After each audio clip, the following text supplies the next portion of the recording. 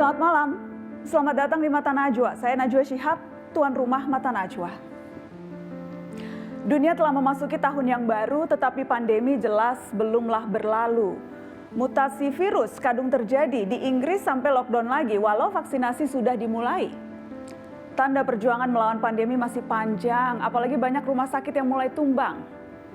Itulah tantangan berat Menteri Kesehatan yang baru. Kompleksitas problem membuat gebrakannya amat ditunggu. Apa saja persoalan genting yang akan ia prioritaskan? Apa bisa vaksinasi dituntaskan dalam hitungan bulan? Inilah Mata Najwa.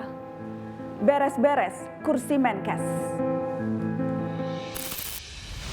Memutuskan mengangkat sebagai Menteri Negara Kabinet Indonesia Maju Saudara Budi Gunadi Sadikin, Menteri Kesehatan.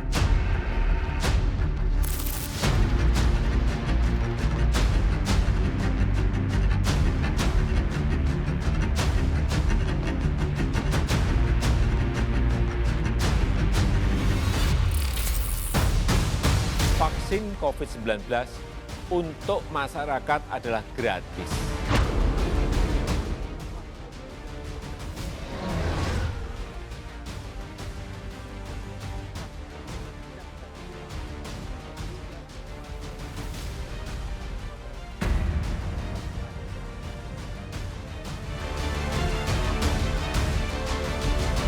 Saya yang akan divaksin pertama kali, hal ini untuk memberikan kepercayaan dan keyakinan kepada masyarakat bahwa vaksin yang digunakan aman.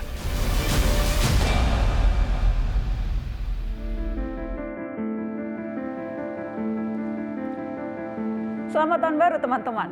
Mata Najwa menerima banyak sekali pertanyaan publik yang dititipkan untuk Menteri Kesehatan. Dan hari ini Pak Menteri yang baru hadir di studio Mata Najwa untuk langsung menjawab berbagai pertanyaan itu.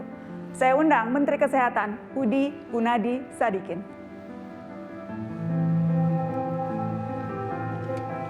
Pak Budi, selamat malam. Selamat malam. Silakan duduk, Pak. Terima kasih sudah bersedia memenuhi undangan Mata Najwa dan menduduki kursi yang sempat kosong itu, Pak Budi. Sehat-sehat, Pak. Terima kasih, Mbak. Sehat-sehat, Pak Budi. Sehat-sehat, Mbak Nana. Ditunjuk jadi Menteri Kesehatan di tengah situasi yang belum terkendali setelah sebelumnya 10 bulan yang lalu. Banyak sekali kritikan publik yang ditujukan ke kementerian Anda, Pak Budi. Kok nekat, Pak, mau menerima tanggung jawab ini? Saya ditugasi Bapak Presiden, kaget juga terus terang, Mbak Nana ya. Tapi saya merasa ini amanah yang diberikan udah jalan dari atas. Saya akan lakukan sebaik-baiknya, insya Allah berhasil. Jadi kaget, tidak menyangka, ada keraguan, meragukan diri sendiri? Aku sih percaya sama yang di atas ya. Kalau di atas mengizinkan kita melakukan seperti ini, pasti udah sesuai dengan yang diinginkan oleh beliau, dibukakan jalannya lah, insya Allah. Sempat terpikir menolak atau karena ini sudah tugas, jadi mau tidak mau ya harus diterima? Atau sempat ada rasa-rasanya mungkin terlalu berat ini? Sempat ada seperti itu, Pak Menteri? Ya, saya kebetulan melihat bahwa ini kesempatan kita untuk melakukan investasi surgawi yang besar sekali, karena manfaatnya ke orang banyak sekali.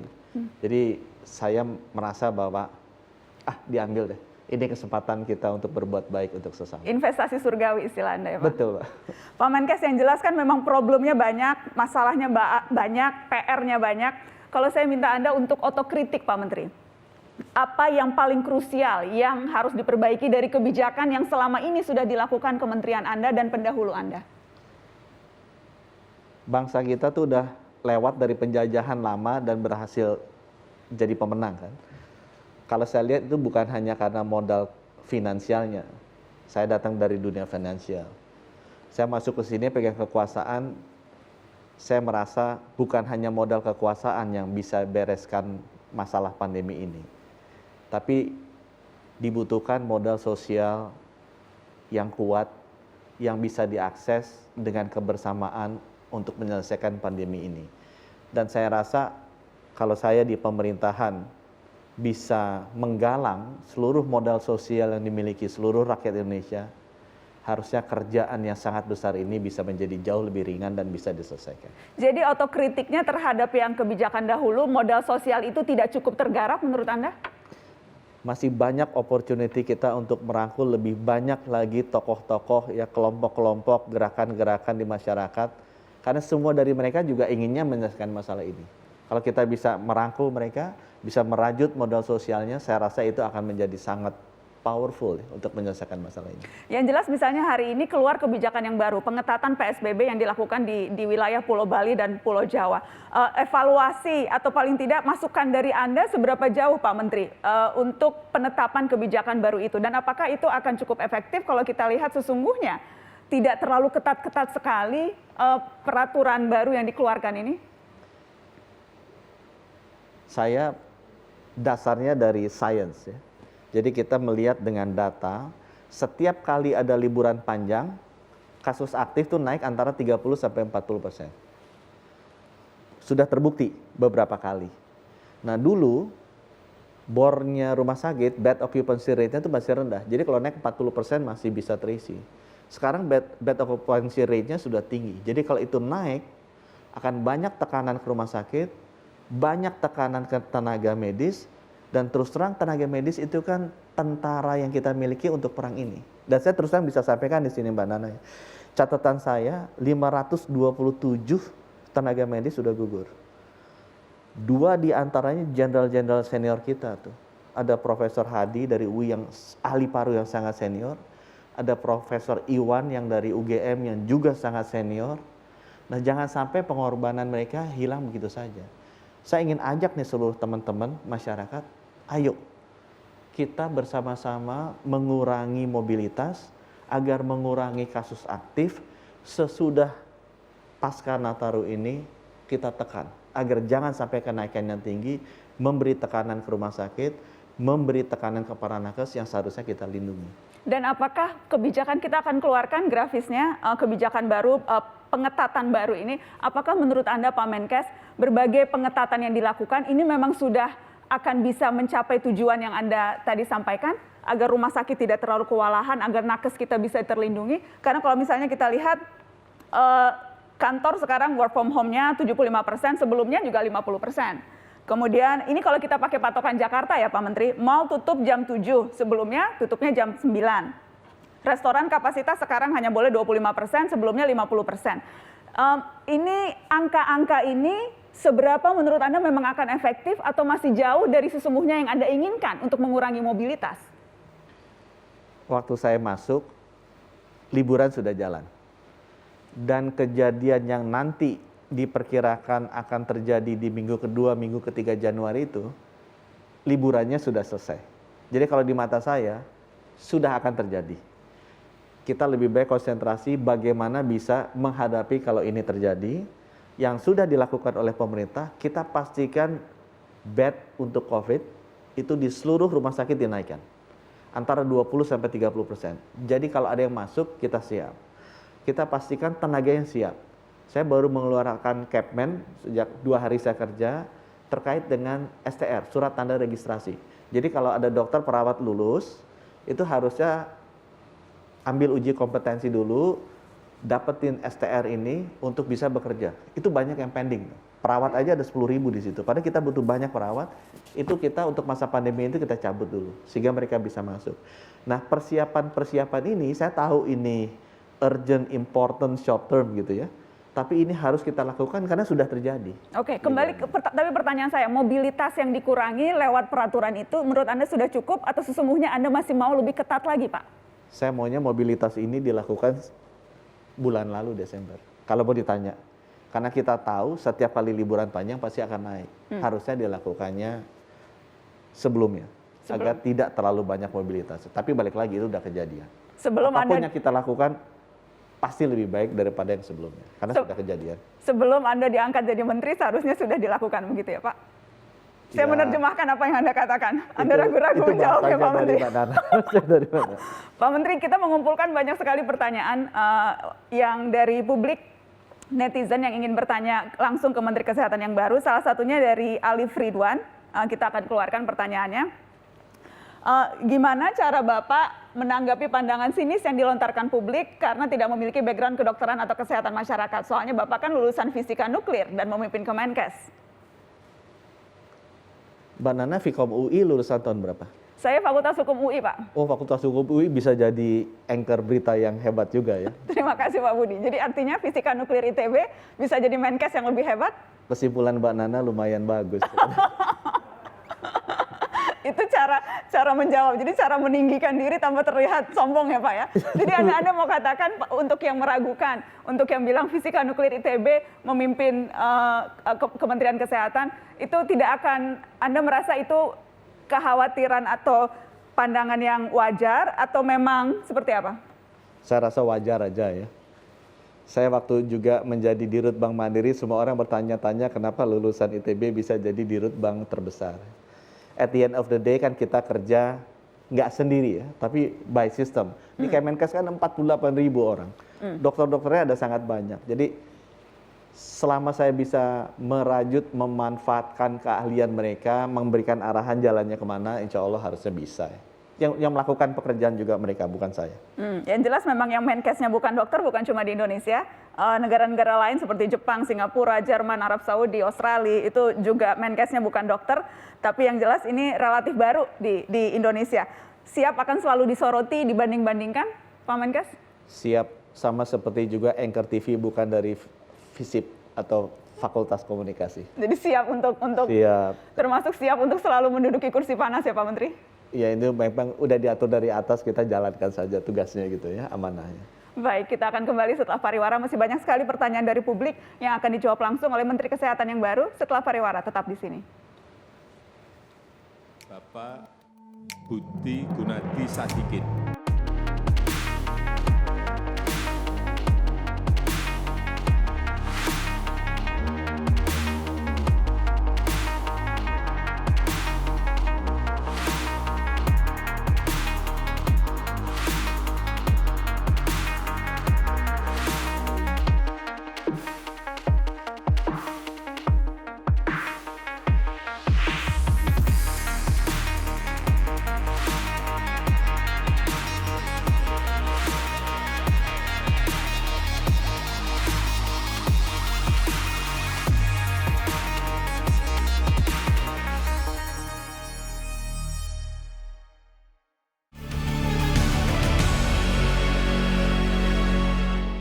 Saya punya pertanyaan nih Pak, kenapa PCR swab test di Indonesia biayanya masih sangat mahal?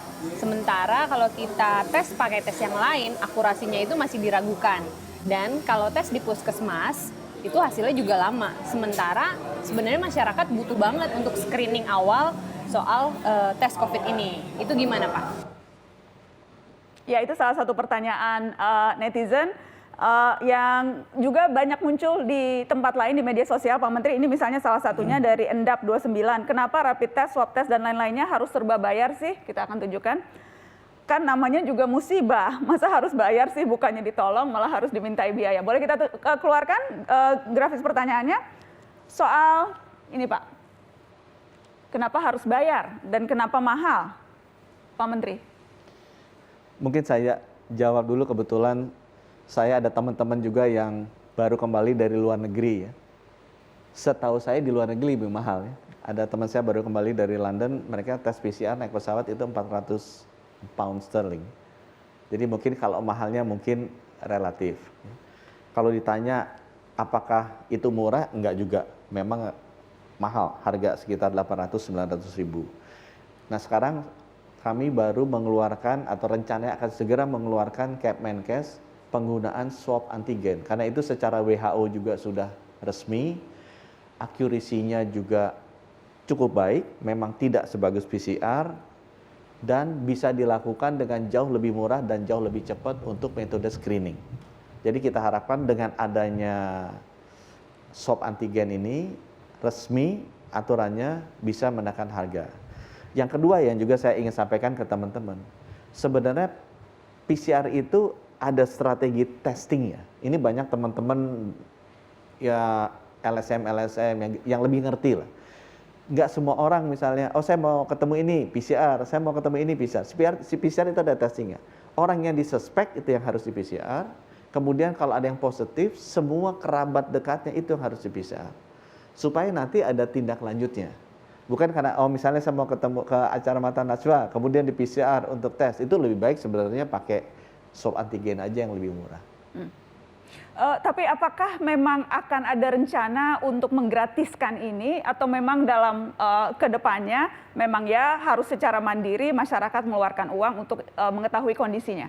Saya memiliki rencana, walaupun harus dihitung dulu anggarannya, untuk tes PCR yang sesuai dengan strategi kesehatan untuk flattening the curve, itu kita coba hitung apakah bisa ditanggung oleh negara atau tidak.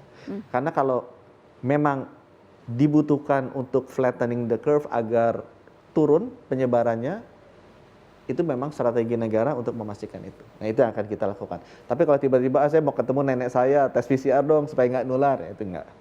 Oke, Pak Menteri, ini juga banyak pertanyaan soal 3T yang kerap disoroti banyak pihak. Banyak sekali yang menitipkan pertanyaan soal ini, salah satunya dari Pandemic Talks. Kita lihat pertanyaannya, Pak Budi, kapan 3T akan ditingkatkan? Pertanyaan yang sama misalnya juga ditanyakan oleh seorang dokter, Dr. Muslim Kasim. Mbak Nana mau titip tanya, apa langkah-langkah konkret yang akan diambil Pak Menteri yang baru untuk segera membenahi tes, tracing, dan treatment kita yang masih terbengkalai? Silakan Pak. Jadi yang pertama, yang T yang pertama testing. Testing itu aturan WHO-nya jelas, 1/1000 per minggu. Jadi kalau 269 juta, dibutuhkan sekitar 269.000 testing per minggu atau sekitar 40.000 per hari. Nah, Indonesia kapasitas testingnya udah lebih dari 40.000. Sekarang mungkin 60.000 juga lebih, gitu ya. Tapi bukankah hampir sebagian besar itu dilakukan di Jakarta, Pak? Itu yang saya pengen sampaikan. Jadi masalahnya adalah distribusinya nggak rapi. Nah, itu yang sekarang saya sedang bereskan. Saya berniat untuk memastikan melihat di mana sih mesin PCR ini adanya. Idealnya di seluruh kabupaten dan kota madya yang 514. Sekarang saya rasa sangat terkonsentrasi. Jadi kalau kita lihat angka agregat terpenuhi. Tapi kalau kita lihat angka granular, banyak daerah yang seperti tadi disampaikan. Ngetes aja bisa lama karena mesti dibawa dulu terbang ke mana. Itu yang untuk T pertama ya. Untuk T yang pertama. Walaupun saya ada tambahan lagi untuk T pertama.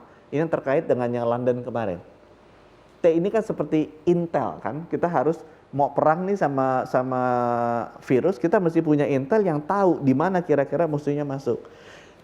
Testing juga yang kami sekarang sedang lakukan dan saya sudah minta ke teman-teman Kemenkes, saya mau bekerja sama Menristek-Brin, Pak Bambang Brojo, untuk menjalin network semua lab yang bisa melakukan genome sequencing.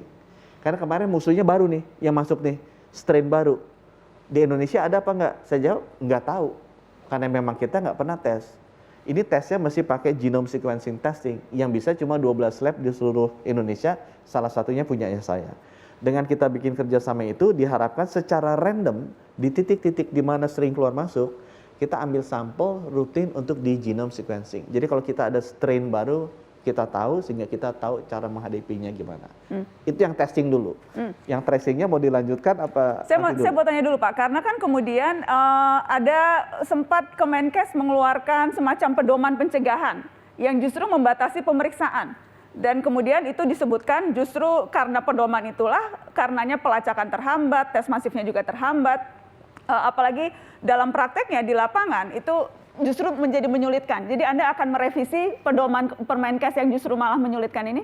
Permenkes harus dibikin untuk mendukung strategi testing yang baik. Ya, strategi testing yang baik adalah tes orang-orang yang strategi testing itu tujuannya untuk flattening the curve, untuk mengurangi penularan.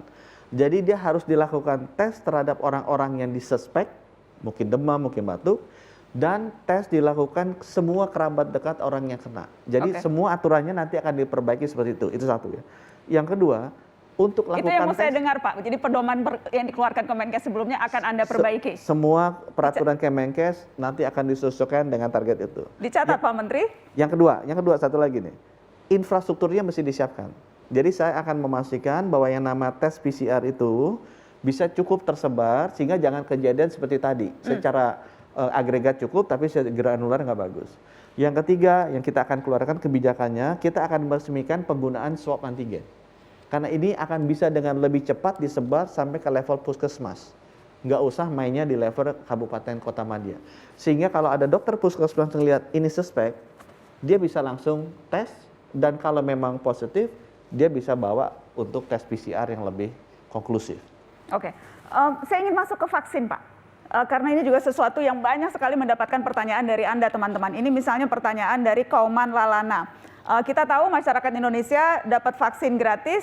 Permasalahannya adalah Indonesia memesan vaksin tidak satu macam vaksin saja. Pertanyaannya, masyarakat biasa akan divaksin menggunakan vaksin buatan siapa? Karena kita tahu tingkat keberhasilan masing-masing vaksin persentasinya beda-beda. Jangan-jangan pejabat mendapatkan vaksin kualitas terbaik, masyarakat biasa mendapatkan vaksin dengan persentase keberhasilan paling rendah. Bantu up. Ini sudah up langsung di mata Najwa live Menteri Kesehatan. Silakan, Pak. Jadi vaksinnya ada sekarang, ya datang Januari sampai Maret, Sinovac dari China. Jadi semua yang divaksin duluan pasti dapatnya vaksin itu. Termasuk mungkin saya, gitu ya. Dan Pak Presiden. Betul. Nah, sekarang pertanyaannya, vaksinnya bagus apa enggak? Yang lebih baik yang mana? Saya tanya sama semua ahli epidemiologi. Yang penting buat mereka ya, satu, safety-nya gimana? Dan itu diuji clinical trial 1 dan 2 udah kelihatan.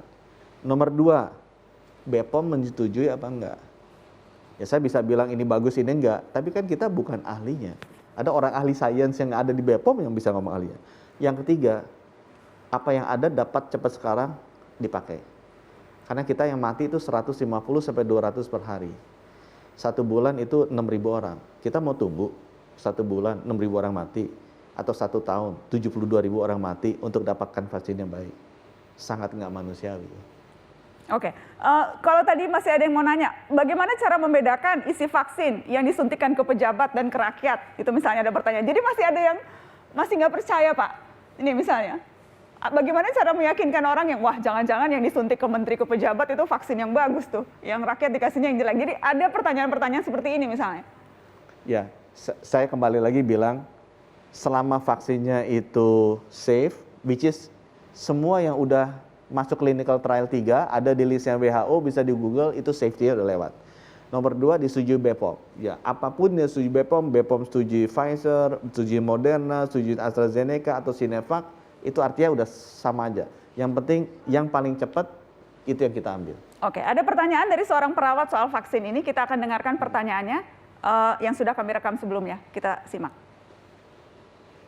Mau tanya dong, bagaimana cara Bapak meyakinkan masyarakat dan tenaga kesehatan untuk mau diberi vaksin COVID-19? Karena berita pro dan kontra tentang vaksin COVID-19 banyak beredar dan membuat masyarakat agak ragu untuk divaksin COVID-19, apalagi tentang kehalalannya dan efek sampingnya. Bagaimana bila terjadi efek samping? Apa tanggung jawab dari pemerintah terhadap masyarakat atau nakes yang terkena efek samping tersebut? Pak Menteri. Vaksin ini, ya balik lagi ya, vaksin ini sekarang sedang dites clinical trial, sudah hampir keluar laporannya, BPOM akan menyetujui, dan semua pertanyaan-pertanyaan tadi itu ada. Jadi pada saat tes itu lihat, dampaknya apa sih? Demam, gatal-gatal, bikin batuk, segala macam. Kalau saya sebagai Menteri Kesehatan, karena itu adalah tanggung jawabnya BPOM dan itu diisi oleh orang ahlinya, saya akan relay ke mereka. Akan sangat tidak fair kalau saya memberikan komentar-komentar, kemudian tersebar ke berita-berita, padahal saya bukan ahlinya. Jadi kalau saya tanya, saya lebih baik serahkan itu ke BPOM. Itu yang sebabnya saya tanya tadi. Yang nomor 2, kenapa dikasih ke nakes sih Pak? Banyak orang yang bertanya itu. Saya bilang, nakes itu tentaranya kita, yang setiap hari terekspos sangat banyak ke konsentrasi virus yang tinggi. Saya udah masuk tuh ke rumah sakit, saya udah masuk ke ICU, kasihan mereka. Dan yang meninggal juga udah 527, dan Mbak Nana tahu kan, makin bulan makin naik. Kalau nggak ada mereka, nggak mungkin kita menang lawan perang ini. Itu sebabnya kenapa mereka dikasih duluan, kenapa mereka diprioritaskan duluan. Karena mereka adalah orang-orang yang nomor 1 harus kita proteksi supaya jangan terkena. Itu dasarnya kenapa nakes duluan. Dan itu di seluruh dunia sama. Kalau yang tadi soal kalau ada apa-apa, pemerintah mau tanggung jawab, bagaimana menjawab itu Pak? Prosedur mengenai penanganan KIPI ya, kejadian ikutan pasca imunisasi, itu sudah tahunan, puluhan tahun udah ada. Ya, kita dikasih vaksin di DPT waktu kecil, TBC kalau udah besar, atau vaksin hepatitis, atau vaksin meningitis kalau kita mau naik haji, itu sudah dilakukan berpuluh tahun oleh Indonesia, aturan-aturannya juga ada. Kalau sampai nanti ada yang terkena dampaknya, sudah infrastrukturnya udah siap. Gimana komplainnya, gimana klaimnya juga ada. Oke, kita akan lanjutkan setelah pariwara. Setelah ini kita akan dengarkan cerita driver ojol yang menjadi relawan vaksin. Seperti apa? Ada efeknya atau tidak? Kita akan gali langsung bersama dengan Menteri Kesehatan setelah pariwara.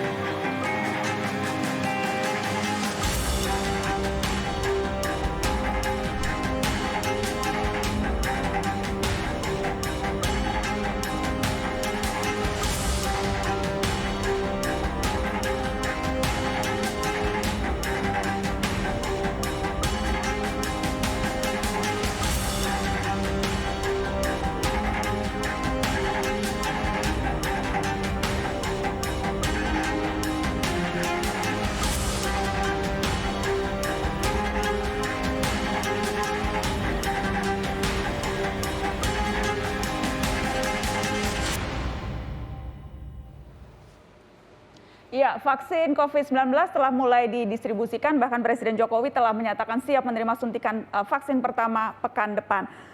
Yang sebetulnya sudah divaksin terlebih dahulu adalah para relawan uji coba vaksin yang dilakukan sejak beberapa bulan yang lalu. Saya sudah terhubung dengan Fadli Bajardi, salah seorang relawan uji coba vaksin yang saat ini berada di Bandung. Selamat malam, Bang Fadli. Selamat malam, Mbak Nazwa. Bang Fadli, kenapa waktu itu mau jadi relawan uji coba vaksin? Masih uji coba loh, tapi udah mau disuntik?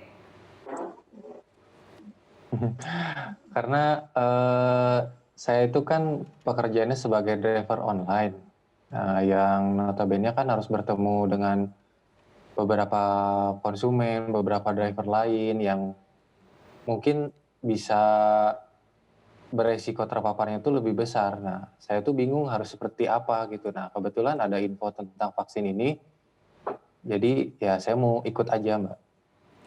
Tidak sempat terbersit ada rasa ragu, ada rasa takut, langsung mantep pokoknya siap jadi relawan uji coba?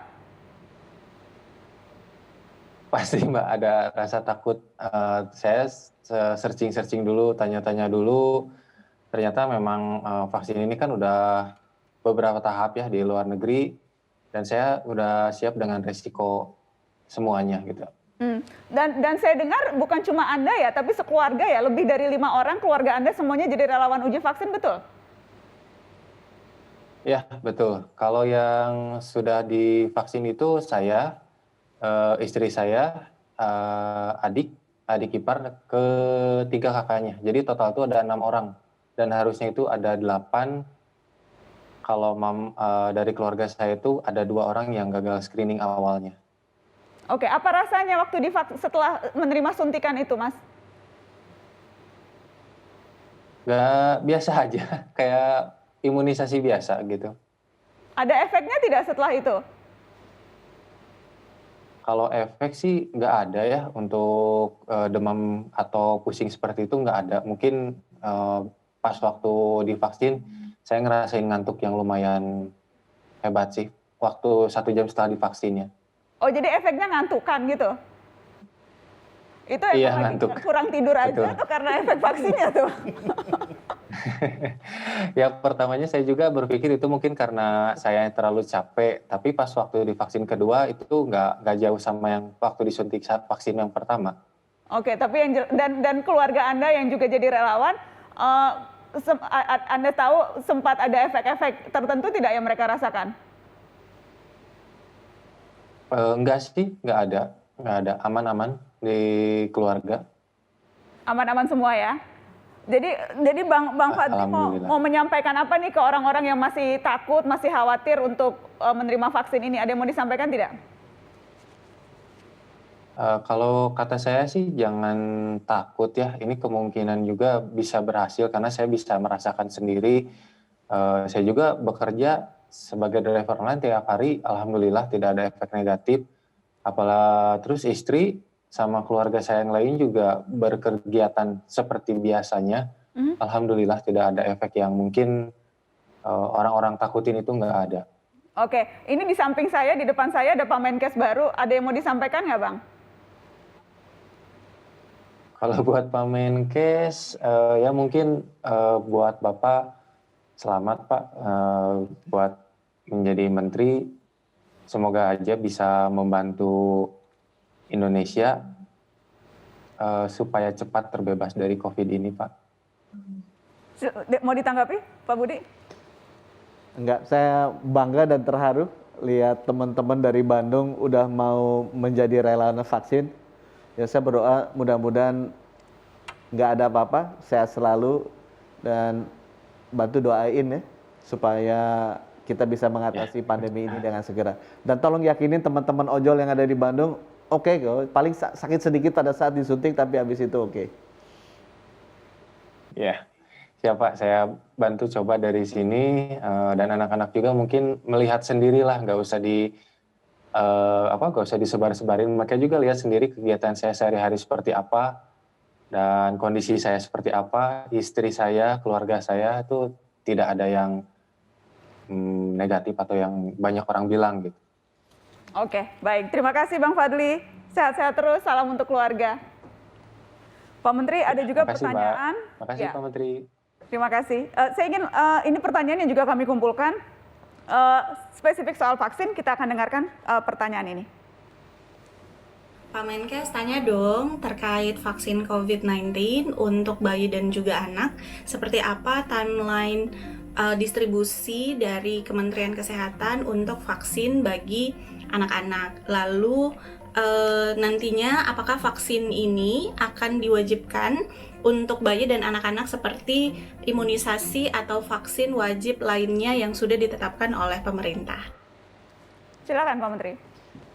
Vaksin ini memang bukan ditujukan untuk anak-anak. Jadi vaksin ini memang di seluruh dunia ditujukan untuk orang dewasa sampai berusia lanjut. Nah, hasil tes yang dilakukan di Bandung pun 18 sampai 59. Di luar negeri ada yang 16 sampai di atasnya. Ya, tapi memang bukan untuk anak-anak. Bukan untuk anak-anak. Bukan untuk anak. Kalau yang tadi soal, jadi apakah akan diwajibkan atau tidak, walaupun bukan untuk anak-anak, tapi untuk kategori yang lain, adakah rencana untuk mewajibkan vaksinasi ini, Pak? Vaksin ini diberikan untuk supaya mencegah penularan. Dan penularan itu secara teori baru tercapai kalau 70% rakyat divaksin. Jadi di sini memang saya menghimbau nih ke seluruh rakyat Indonesia bahwa kita harus membantu divaksin bukan hanya untuk diri kita sendiri, tapi untuk keluarga kita, teman-teman kita, tetangga kita, dan seluruh rakyat Indonesia. Karena kalau kita tidak divaksin, nanti tidak tercapai herd immunity ini, tidak tercapai penangkalan dari penyebaran virus ini. Ada rencana untuk mewajibkan karena misalnya ada pertanyaan, apakah jika menolak divaksin bisa dipidana? Ini misalnya pertanyaannya, kita akan tunjukkan. Pak Menkes, apa benar kalau menolak vaksin bisa dipidana? Terus kalau setelah divaksin kenapa-napa, yang ngasih vaksin ganjarannya apa? Ada rencana untuk mewajibkan ini dan akan memberikan konsekuensi hukum bagi yang menolak, Pak Menteri? Di seluruh dunia yang sekarang menjadi isu untuk beberapa vaksin yang sedang dijalankan, kayak rubella, itu masih ada ya, sekarang dijalankan, adalah vaksin hesitancy. Jadi banyak kelompok-kelompok yang tidak merasa perlu divaksin, karena mereka merasa itu haknya mereka. Ya. Balik lagi saya ingin menjelaskan di sini, vaksin itu diberikan supaya mencapai 70% dari populasi. Jadi ini bukan hanya untuk diri kita dilindungi dari COVID, tapi melindungi keluarga kita, tetangga kita, dan rakyat kita. Jadi kalau saya ditanya, saya menghimbau, yuk ini saatnya kita tidak memikirkan diri sendiri, tapi kita bersama-sama divaksin agar kita bisa menjaga seluruh tetangga kita, teman kita, keluarga kita, dan rakyat kita. Yang jelas di Jakarta sudah keluar perda yang menolak vaksin, ada ancaman hukumannya. Apakah pemerintah pusat juga berencana mengeluarkan peraturan yang serupa? Sampai sekarang diskusi ke arah situ belum pernah terjadi di pemerintah pusat. Tapi tidak menutup kemungkinan itu akan dilakukan melihat bagaimana penerimaan vaksin pada publik, atau Anda tidak? Kita akan melihat dinamikanya. Kalau saya pribadi percaya bahwa meyakinkan dengan cara persuasif itu akan jauh lebih baik untuk penerimaan masyarakat disuntik oleh vaksin. Ya, tapi saya ingin menekankan sekali lagi, vaksin ini tidak akan berhasil kalau tidak 70%. Vaksin ini bukan hanya melindungi diri kita, tapi diberikan oleh pemerintah gratis untuk melindungi anak kita, keluarga kita, tetangga kita, dan rakyat Indonesia. Oke, yang jelas memang vaksinnya sudah didistribusikan ke daerah-daerah, jadwal siaran langsung vaksinasi presiden juga sudah ada, katanya minggu depan hari Rabu. Tapi kan sampai sekarang memang kita belum lihat tuh Pak, izin darurat dikeluarkan. Dan hasil uji klinis juga belum bisa diakses publik. Kapan kita bisa melihat itu Pak Menteri? Nggak mungkin kita melakukan vaksinasi sebelum izin dikeluarkan. Jadi kita akan patuh menunggu sampai izin itu dikeluarkan oleh BPOM. Kita ada pernyataan dari Profesor Kusnandi, Ketua Tim Peneliti Uji Klinis Vaksin COVID-19. Kita akan dengarkan apa kata Profesor Kusnandi. Jadi saya katakan ya bahwa selama ini kalau keamanannya cukup baik, ya. Tetapi kalau untuk efektivitas dan imunogenitas itu sedang dalam penelitian, jadi belum selesai. Keamanannya cukup baik, tapi efektivitasnya dalam penelitian dan itu belum selesai. Jadi kalaupun misalnya belum ada hitam di atas putih seberapa ini efikasinya, seberapa ini efektif, pemerintah tetap akan go ahead menjalankan timeline yang sudah ditetapkan walaupun belum keluar? Tidak. Jadi kalau belum ada hitam putihnya sebagai kesimpulan dari BPOM atas immunogenicity atau efikasinya, kita tidak akan jalankan. Jadi kita benar-benar akan menjaga integritas, kredibilitas dari BPOM untuk melakukan uji, penilaian, dan memutuskan. Tapi bahwa sekarang vaksinnya sudah didistribusi, sudah ada jadwal dan sebagainya, itu bagian dari antisipasi kalau memang dikeluarkan? Betul, karena itu tadi, setiap hari kita nunda, yang meninggal tuh 150, kalau catatan kita benar ya, bisa lebih dari itu. Ya. Kalau kita telat, ya the more people will die. Jadi kita ambil opsi itu. Oke, kita akan lanjutkan setelah pariwara, tetap di Mata Najwa.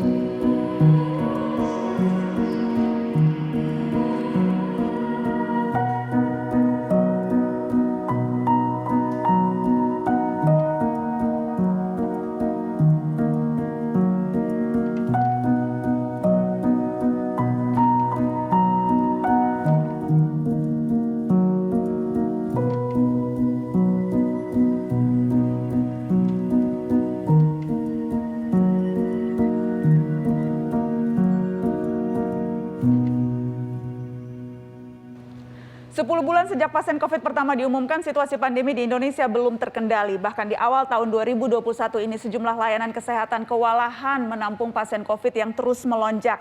Bagaimana situasi di lapangan? Saya sudah terhubung dengan Direktur RSUD Sidoarjo, Jawa Timur, Dr. Ato Irawan, dan relawan lapor COVID Amanda Tan. Selamat malam, Dr. Ato. Selamat malam, Amanda. Selamat malam, Mbak. Selamat malam, Mbak Nana. Salam sehat. Terima kasih dok, saya juga bersama Pak Menkes yang baru di sini. Saya ingin ke Dokter Ato, kondisi rumah sakit Anda seberapa penuh saat ini dok? Ya, selamat malam Pak Menkes. Kami Rumah Sakit Kelas B Pendidikan dengan jumlah 725 bed, 30% bed kami untuk pasien COVID. Saat ini 225 bed untuk pasien COVID kami ini sekarang terisi 210 pasien. Stagnan di IGD tadi pagi 5. Dan ini sudah alhamdulillah dibanding tanggal 1 Januari kemarin, ini adalah gambar di mana waktu itu stagnan di IGD 45 pasien belum dapat kamar. 223 pasien yang sedang kami rawat. Jadi ini alhamdulillah sejak mulai tanggal 1 sampai sekarang sudah mulai berkurang pasien yang kita rawat karena kami berupaya tidak menerima rujukan dari luar kota Sidoarjo. Dan kami juga memulangkan pasien-pasien yang kondisi bagus dirawat di shelter di hotel sehingga dalam satu malam bisa 35 yang kami pulangkan. Tapi tetap ada pasien yang tetap masuk lewat IGD, yang rujuk lepas, yang datang kondisi sesak, tidak mungkin kami tolak. Jadi ini kondisi saat ini, Mbak Nana. Nah, kalau kondisi para nakesnya, seberapa masih optimal, seberapa masih bisa merawat pasien-pasien yang terus bertambah ini, Pak? Ya, alhamdulillah, Mbak Nana. Jadi kami merotasi nakes-nakes yang di luar layanan non-COVID. Jadi yang non-COVID kami rotasikan ke COVID ini, ke layanan COVID. Jadi kami punya nakes 1.800 dan 777 perawat. Ini kami berupaya bagaimana memutar nakes kami. Nakes yang untuk ICU, memang untuk mahir ICU ini memang terbatas, nggak mungkin kami nambah lagi. Saat ini kami menambah 25 bed di luar isolasi COVID untuk COVID. Dan ini alhamdulillah nakes kami masih mampu untuk melayani tersebut. Tapi pada saat tanggal 1 Januari kemarin dengan 45 pasien COVID di IGD jelas-jelas kewalahan. Iya. Oke, saya ingin ke Amandatan dari Lapor COVID. Bagaimana Anda dan teman-teman di Lapor COVID memantau kondisi rumah sakit di Indonesia? Ya, Mbak Nana. Jadi pada bulan Desember kami mendapatkan laporan warga yang membutuhkan rumah sakit secara jumlahnya lumayan signifikan. Tapi ketika kita merujuk pasien ke rumah sakit, banyak sekali hal yang tidak bisa kita lakukan karena rumah sakit di Jakarta sudah full. Bahkan kami sampai mendapatkan bantuan dari tim staf khusus Kementerian Kesehatan, namun tetap hasilnya nihil. Jadi gambaran rumah sakit di Jakarta memang sudah kolaps dan memang harus segera direm mendadak gitu, Mbak Nana. Jadi laporan-laporan yang Anda terima misalnya jadi orang betul-betul kesulitan mencari rumah sakit atau seperti apa yang real di lapangan yang Anda terima, Amanda? Oke, jadi yang laporan dapatkan adalah mereka sudah terkonfirmasi positif atau mereka sudah statusnya suspek, mereka kewalahan, mereka bingung mencari rumah sakit, mereka tidak tahu informasi mana yang mereka harus pakai untuk mendapatkan rumah sakit. Maka dari itu mereka ke lapor COVID-19 dan dilihat dari isi laporannya mereka sangat panik, mereka pakai caps lock yang besar gitu ya, Mbak. Mereka sangat membutuhkan rumah sakit gitu. Dan kami dan beberapa tim admin lainnya yang mengurus laporan warga segera menghubungi pelapor dan pelapor juga sudah memberikan beberapa masukan ke kami bahwa mereka sudah berkeliling ke rumah sakit di Jakarta tidak menemukan hasil apapun. Maka dari itu mereka membutuhkan bantuan dari teman-teman lapor COVID untuk membantu. Namun hasilnya tetap nihil, Mbak Nana. Ya, dan sepengetahuan Anda memang saat ini tidak bisa ada satu sistem yang mengecek langsung ketersediaan rumah sakit atau ketersediaan tempat tidur dan sebagainya. Itu ada tidak informasi itu yang bisa dilacak oleh publik? Sebenarnya di Jakarta ada AIS Dinkes, Mbak Nana, dan di website Dinkes AIS itu mereka melisting semua rumah sakit di Jakarta dan mereka membuka angka ketersediaan kamar di masing-masing rumah sakit. Tapi fatalnya adalah ketika kami meminta pelapor untuk telepon rumah sakit tersebut, angkanya tidak akurat. Di website menunjukkan ICU-nya ada 4, pas ditelepon tidak ada sama sekali gitu. Dan pasien pun juga kebingungan bagaimana ini kita bisa mendapatkan rumah sakit atau ruang ICU, seperti itu, Mbak. Baik, kita akan nanti dengarkan apa tanggapan dari Menteri Kesehatan setelah pariwara, tetap di Mata Najwa.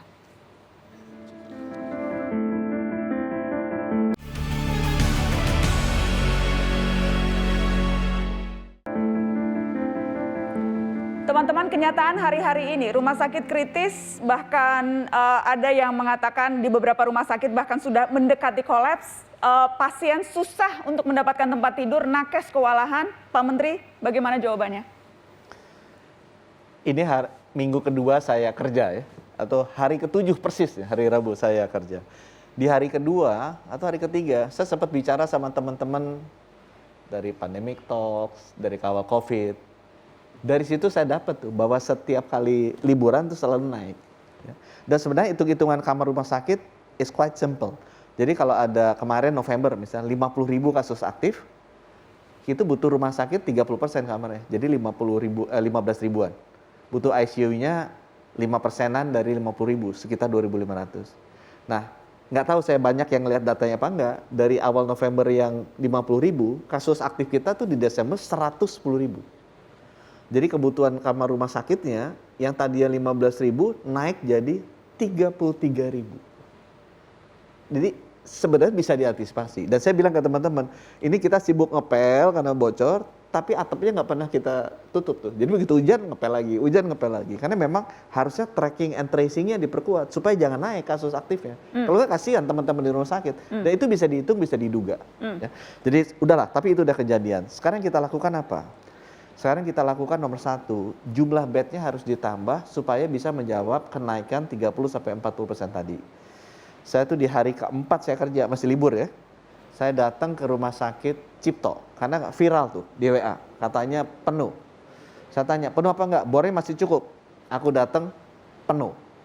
Kenapa bornya kelihatan cukup? Karena bor itu menghitung jumlah tempat tidur total, kayak tadi, 784. Itu masih ada yang kosong, tapi dia COVID-nya cuman 30%-nya, 200. Itu yang penuh.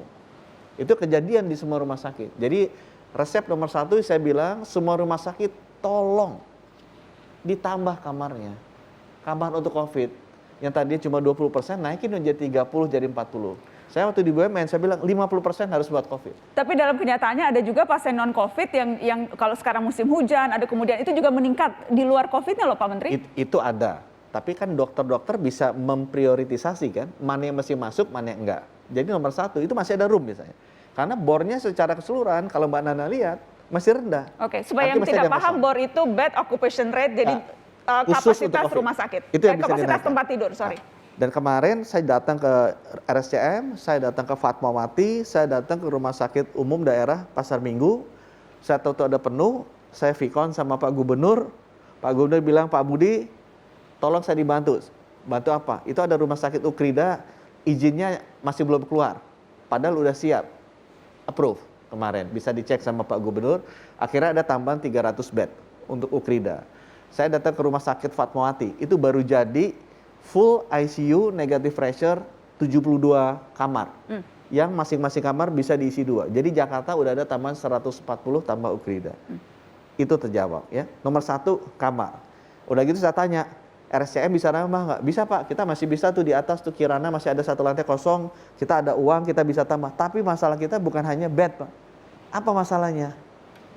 Tenaga perawat. Dokter gimana? Dokter cukup Pak, karena ini banyak mahasiswa-mahasiswa sama dokter yang ambil spesialis kan. Perawatnya kurang, karena perawat itu untuk ruangan biasa COVID 1:6, untuk ICU itu 1:1. Gimana cara ngatasin? Pak, itu tadi ada namanya sertifikat tanda register. Perawat yang udah lulus belum bisa praktek sebelum dia mendapat STR ini. Nah, STR ini butuh approval Menteri Kesehatan. Kita keluarin keputusan minggu lalu ya bahwa STR ini untuk masa pandemi tidak diperlukan, bisa langsung praktek. Oke, jadi Anda 10.000 pesawat bisa. Anda memastikan kebijakan-kebijakan yang tadinya selama ini tidak bisa dilakukan karena alasan apapun dipercepat. Dipercepat. Tapi balik lagi, ini ad hoc ya. Emang udah di depan mata masalahnya, udah ngepel. Yang paling benar adalah kebijakan ya gentengnya ditutup dengan cara tracking, tracingnya sama pergerakannya dibatasi. Oke, saya ingin lempar ke Amanda, lapor COVID, apalagi yang harus segera dilakukan kalau tadi kenyataannya di lapangan banyak orang yang kesulitan untuk dapat perawatan di rumah sakit. Amanda. Ya Mbak, jadi saya mau tambahkan juga, untuk beberapa kasus pun kita mendapatkan bahwa banyak sekali pasien yang meninggal ketika mereka mencari rumah sakit. Dan itu kami dapatkan di salah satu laporan kami di sosial media. Untuk kapasitas bed, menurut saya ketika kita pengen mengexpand bed of occupation area tersebut, tapi nakesnya sudah makin meninggal, menurut saya akan percuma gitu loh Mbak. Jadi data Pusara Digital Lapor COVID-19 menemukan bahwa 547 nakes sudah meninggal. Dan tiap harinya kita menemukan sekitar 3-4 nakes itu meninggal, Mbak Nana. Jadi yang perlu kita pastikan adalah, pertama, pemerintah perlu melakukan 3T secara ketat dan secara maksimum gitu, agar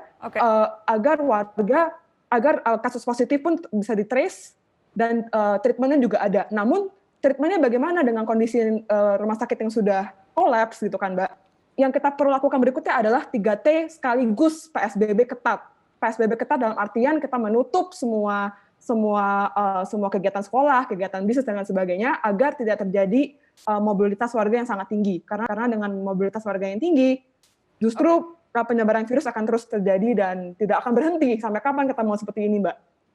Kapan kita mau seperti ini? Baik. Terima kasih Amanda. Saya ingin terakhir ke Dr. Ato, apa yang mau disampaikan? Singkat saja Dok, ada unek-unek dari para nakes ke Menteri yang baru? Ya, terima kasih. Selama ini kami sudah diperhatikan untuk nakes, insentif nakes, ini sudah turun untuk kami. Harapan kami ke depan sebaiknya kita memang menambah rumah sakit khusus COVID, terutama di daerah. Kalau di Jakarta mungkin dimungkinkan, tapi di daerah perlu penambahan rumah sakit khusus COVID, entah dari rumah sakit khusus paru, entah rumah sakit BUMN. Karena sekarang ini yang dibutuhkan adalah ICU, ruangan yang selama ini penuh. Pasien datang ke IGD kita itu semuanya pneumonia bilateral sedang. Saya kebetulan juga spesialis paru, jadi saya juga mengamati bagaimana saat ini pasien sudah fase pulmoner. Artinya apa? Under testing deteksi dini di masyarakat masih kurang. Tracing juga saat ini tidak sebagus waktu awal pandemi dulu, waktu Juli puncaknya COVID dulu. Jadi ini juga harapan kami, di samping itu juga data yang declare, itu harus, jangan rumah sakit yang real ini dianggap menggelembungkan data, sementara data yang declare oleh Gugus Tugas atau yang lain lebih rendah. Kami tahu sendiri bagaimana beda data tersebut, sehingga masyarakat kalau zona sudah kuning, oranye, ini abai protokol kesehatan. Jadi harus data rumah sakit real ini harus dipakai untuk bagaimana masyarakat supaya patuh protokol kesehatan. Kemudian juga harapan kami Pak Menteri datang ke Rumah Sidoarjo. Dulu Pak Menteri Terawan 13 Desember 2019 juga datang menengok Rumah Sakit Sidoarjo. Ini harapan kami, selamat mengemban amanah Pak Menteri. Terima kasih Dr. Ato, salam untuk teman-teman tenaga kesehatan di Sidoarjo, juga teman-teman saya para ISO Rangers, para perawat yang keren-keren di Sidoarjo. Terima kasih dukungannya, Nana. Ya. Baik, yang juga menjadi salah satu tantangan Menteri Kesehatan yang baru adalah soal data. Data yang sejak awal rasanya tidak pernah sinkron. Kita akan bahas soal itu setelah pariwara, tetap di sini.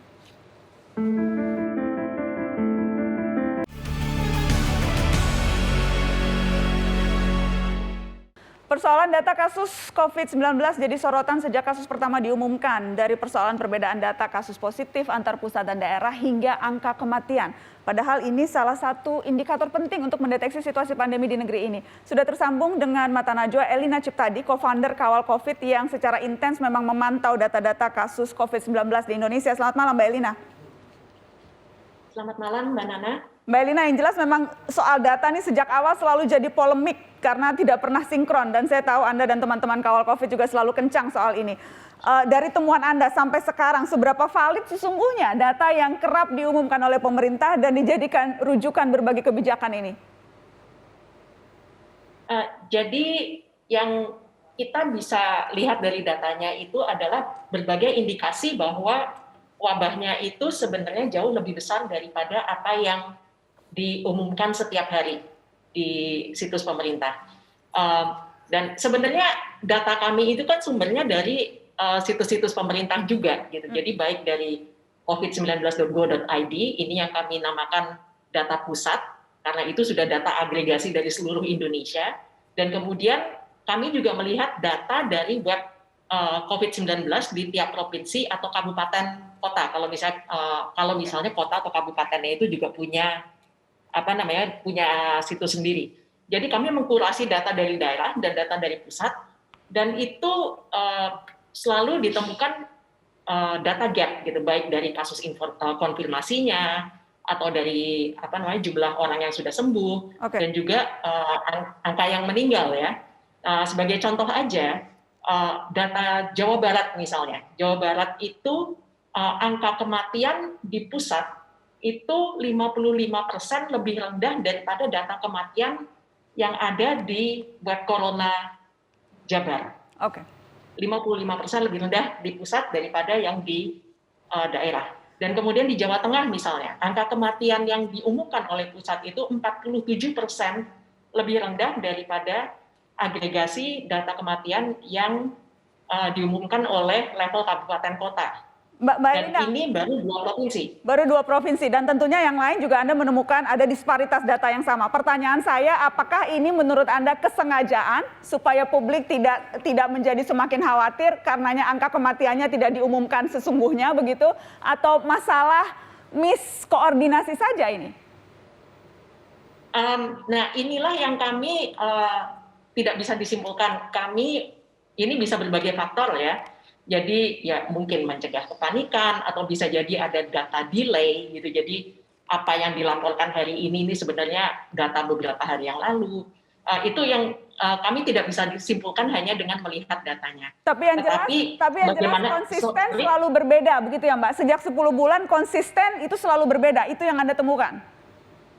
Yes, dan makin ke sini gap-nya makin jauh. Oke. Semakin ke sini gap semakin jauh, Pak Menteri. Bagaimana ini datanya sejak awal sampai sekarang ini problem yang tidak pernah selesai? PR baru Anda, Pak Menteri. Betul, memang saya masuk ya. Saya ngelihat ini supaya ini bisa selesai. Kan Pak Presiden kasih tugas jangka pendek vaksinasi sama mengatasi pandemi. Jangka menengahnya selesaikan dulu yang jangka pendek gitu ya. Jadi saya bilang memang ada masalah yang sifatnya short term dan mepet. Contohnya itu vaksinasi masih jalan. Kemudian yang kedua adalah bahwa ini pasti akan minggu kedua, minggu ketiga akan naik tinggi nih. Jadi kalau kita nggak cepat-cepat beresin itu, orang mati, orang wafat, dan kemudian tenaga kerja kesehatan kita juga bisa meninggal ya. Itu yang harus cepat. Nah, ada masalah yang long term dan fundamental, yaitu urusan data. Ini harus diberesin karena ini sangat penting. Pertama, ini menjadi basis strategi kita yang benar seperti apa sih responsnya. Dan yang kedua, seperti saya bilang, ini menjadi dasar trust-nya komunitas ke kita. Karena saya bilang, nggak mungkin lah pemerintah lakukan ini sendiri. Kita harus lakukan memanfaatkan seluruh modal sosial dimiliki oleh rakyat Indonesia. Tapi kalau kita nggak bisa dipercaya, gimana mereka mau bantu? Itu kan. Jadi saya mengerti sekali bahwa data ini krusial. Karena 2 aspek tadi. Ini menjadi basis strategi yang ilmiah kita mesti ngapain. Yang kedua, ini menjadi basis rasa percaya masyarakat ke kita sehingga mereka membantu. Nah saya bilang, saya baru mendengarkan. Karena memang baru sempat 2 minggu dan banyak yang masih di piring saya mesti beresin. Saya bilang, begitu urusan rumah sakit yang penuh ini selesai, nomor 1 yang saya beresin itu data. Karena data ini sangat dibutuhkan untuk tracking, tracing yang benar, sehingga gentengnya kita tambal. Jangan kita sibuk ngepel terus, setiap hujan ngepel. Makin besar hujannya ngepel terus. Tapi gentengnya nggak pernah, bocornya nggak pernah ditambal. Itu trackingnya mesti diberesin, tracingnya mesti diberesin dengan data yang benar. Jadi saya janji teman-teman, sekarang belum, saya terus terang memang baru lihat, saya tahu masalahnya di mana, belum kepegang dengan tangan saya yang ada, tapi saya janji begitu urusan di rumah sakit yang habis liburan ini selesai, kita bisa lewati masa itu, saya akan beresin data supaya saya punya strategi tracking dan tracing yang benar. Karena data, tracking, tracing itu yang secara fundamental harus diberesin dulu. Tapi paradigmanya memang Pak Menteri, paradigmanya apakah memang Anda mau mengatakan sekarang memang jangan ada yang hanya memberikan angka-angka yang bisa membuat nyaman kan? Masyarakat memang harus tahu angka realnya kan? Jadi tidak ada lagi data, yang mau ditutup, itu paradigma yang Anda sepakat kan Pak Menteri? Data itu harus benar, karena strategi yang kita bikin jadi salah kalau datanya nggak benar. Apapun data itu harus benar. Yang kedua, kita nggak bisa kerjain ini sendiri tanpa modal sosial tadi. Modal sosial tadi dasarnya rasa percaya. Kalau datanya nggak benar, gimana orang bisa percaya? Bagaimana orang bisa percaya? Baik, terima kasih Mbak Elina sudah bergabung di Mata Najwa malam hari ini. Kita akan tunggu, tadi Pak Menkes sudah berjanji setelah ini akan langsung memperbaiki data, kita akan kawal sama-sama. Seperti halnya teman-teman di kawal COVID juga mengawal ini sejak awal. Terima kasih Mbak Elina, kita akan kembali setelah pariwara. Tetap di Mata Najwa.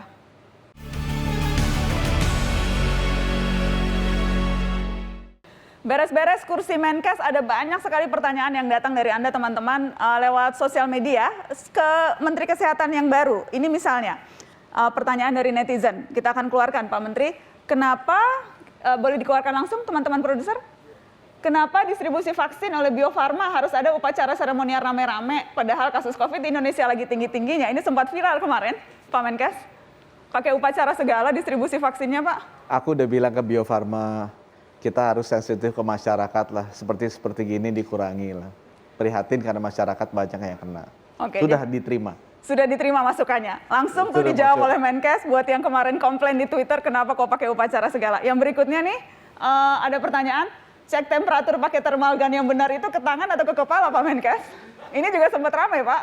Sempat ramai. Saya tanya ke dokter, arterinya tuh ada yang temporal, ada yang di tangan, dia sebutin apa, sama aja sebenarnya.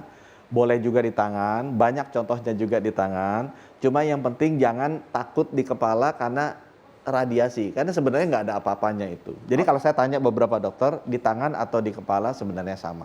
Sebenarnya sama, tapi yang jelas tidak ada ceritanya di kepala akan kena radiasi. Kena radiasi, itu yang jadi bahan ketawaan orang-orang. Oke, ini yang berikutnya lagi. Lucu-lucu nih Pak dari Menkes. Pak Menkes jangan hilang ya, kami rindu punya Menkes. Ya aku kan duduk di kursi ini. Dan tidak akan hilang-hilang lagi ya Pak Menteri? Ya, tidak akan hilang-hilang? Insya Allah enggak, kecuali Pak Jokowi yang menghilangkan. Yang bisa menghilangkan kan Pak Jokowi. Oke. Ya. Keserius Pak soal yang ini.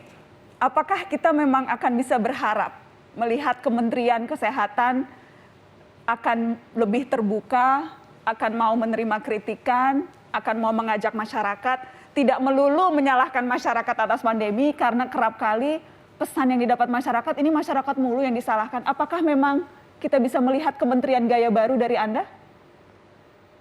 Saya di sini balik lagi 2 minggu saya lihat ya. Problem ini nggak mungkin saya selesaikan sendiri. Ini harus bersama-sama.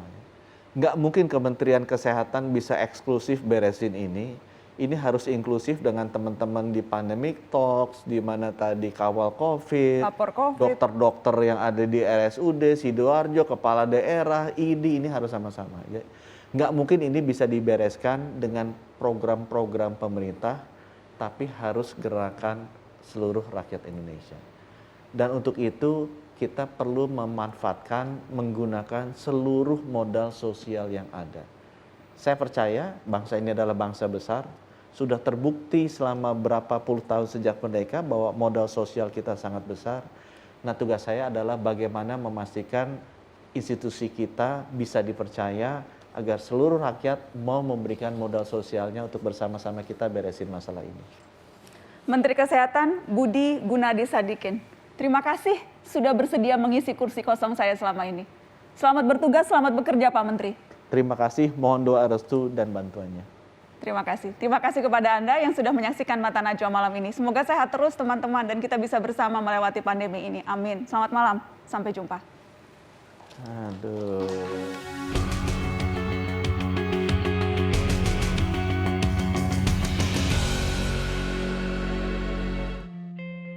Setahun sudah manusia menghadapi pandemi corona. Sungguh sangat banyak pelajaran yang telah kita terima. Solusi pandemi bukanlah tentang vaksin melulu, banyak faktor yang perlu dibereskan lebih dahulu. Betapa tidak ada jalan pintas untuk entas, tidak ada formula tunggal untuk bebas lekas. Virus ini niscaya akan terus merajalela jika egoisme menguasai sebuah bangsa. Kepemimpinan yang mumpuni, warga yang sadar bahaya pandemi berpadu jadi agenda satu negeri. Dipandu oleh ilmu pengetahuan, diarahkan oleh solidnya kebijakan, dieksekusi pemimpin dan warga berbarengan. Sudah terlalu lama pandemi disikapi serampangan. Sudah terbukti kita juga yang akhirnya kelimpungan. Mari menyongsong saat-saat genting yang sudah terlanjur tiba. Bersama juru kapal baru yang semoga amanah menjaga kita.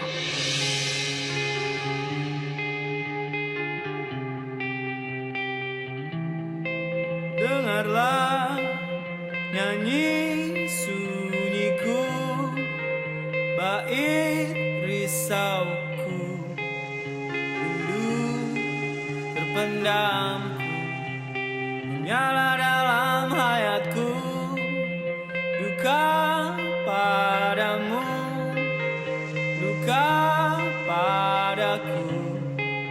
saling lebur menghalau